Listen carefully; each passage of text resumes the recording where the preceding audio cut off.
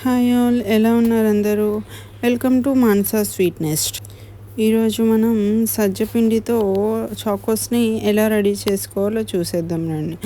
ముందుగానే వీడియోలో చూపించినట్లు సజ్జపిండి, cocoa powder, బెల్లం, పించ్ ఆఫ్ సాల్ట్ వేసుకొని అందులోనే పీనట్ బటర్ కూడా వేసుకుంటే చాలా టేస్టీగా ఉంటుందండి. పీనట్ బటర్ లేకపోతే మీరు కొంచెం అదే క్వాంటిటీలో ఆయిల్ కూడా మిక్స్ చేసుకోవచ్చు.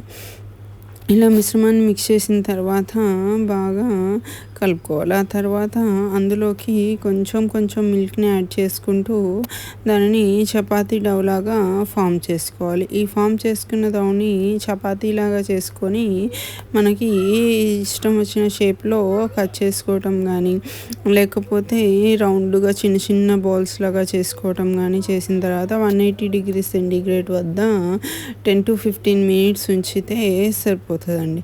ఇవైతే కొంచెం పలుసగా ఉంటేనే బాగుంటాయి. పలుసగా ఉంటేనే త్వరగా బేక్ అవుతాయి, తినడానికి కూడా చాలా టేస్టీగా ఉంటాయి.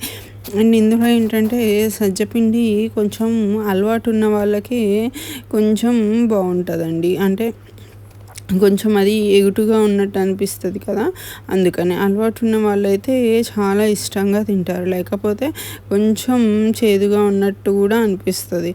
మీకు త్వరలో నేను రాగిపిండి చాకోస్ కూడా